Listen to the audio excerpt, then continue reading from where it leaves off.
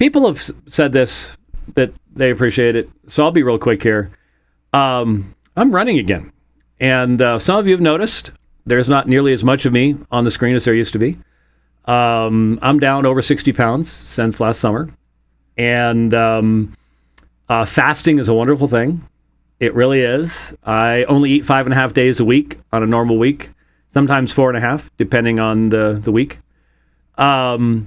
Your body does get used to it. No, you don't sit around all day going, oh, I'm so hungry, which is what I expected.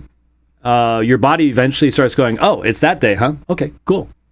And just sort of like, you get used to it. Now, if somebody walks in with a cheeseburger and French fries, that's not a whole lot of fun. Smells can throw you for a loop. But as long as you avoid that, and my wife and I both fast, and if we do it on the same day, then it works out really easily. And yeah, she fasts longer than I do. I normally do about 36 hours. She does 40. I've done 40, but what I've read is once you get past about 33, you start burning muscle, and I'm lifting, I'm doing weights, I'm doing all sorts of stuff. Make a long story short, I realized it had been 5 years since I had run last. I'd stopped running because of a hernia, and it was just too painful. By the time I got the hernia fixed, I was too heavy to run.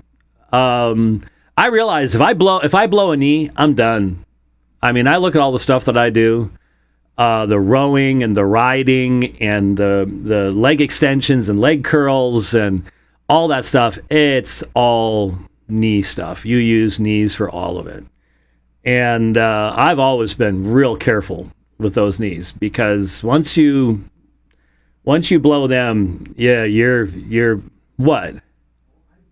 Yeah, Rich is going, I know, and then yeah, I know. You have that knee issue where you blow it out. I've never had that. I have ridden just under 178,000 miles on a bike.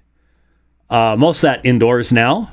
I'm very thankful for Zwift and Ruby, which are now the same company as of 2 days ago, interestingly.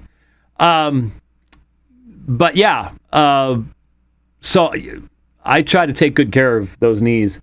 But running actually helped my ankles and my knees in the past. It strengthened stuff. And so I was like, yeah, I'm down to running weight again. I wonder if we should try it. I'm going low distances.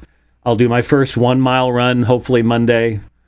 I did just under that this morning. And it feels great. The body's like, hey, I remember this. I ran 1,111 kilometers in 2018, I think it was.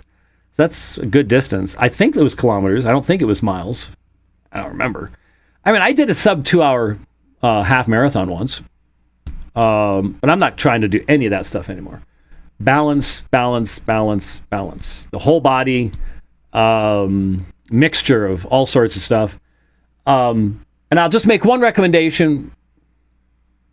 Everybody else is saying, boring, go on, fine, I know. But I've had a number of people over the years contact me and say, man, the fact that you can do that while you're traveling and old, ugly, actually has encouraged a number of people. I know one fellow got on the Concept 2 rower because of me, and I've seen him do some really good numbers since then. I'm getting my rower put back together again because I want to get to the 7 million meter club, and I'm at 6.2 million. So, yeah, the rower is a great back and ab workout, and it's a whole body workout. So I've got the parts coming to get it back in shape. I have a skier. These are Concept 2. If you've been to a gym after what was that CrossFit stuff? Remember how big CrossFit? Everybody, CrossFit. You saw Concept 2 rowers. The rowing machines. They're ubiquitous everywhere. I've had one for a long time. I'd literally thought I had thrown mine out, but it was still waiting to be collected in my backyard. And I'm like, I wonder if I could fix it. I looked at it. It was still in great shape. So, yeah. But yeah, I've done Concept 2 rowing forever. They also have what's called a ski erg, where you're doing the ski motion. Another big... You want to see some of the fittest people on the planet? Look at those alpine skiers. The ones that do the cross-country stuff. Unbelievable fitness. And then they just came out with something called a strength erg, which is the most brilliant piece of equipment I've ever seen. It takes up almost no space. I have almost no space. All I've got's a covered porch. That's all I've got back there, with evaporative coolers blowing at me.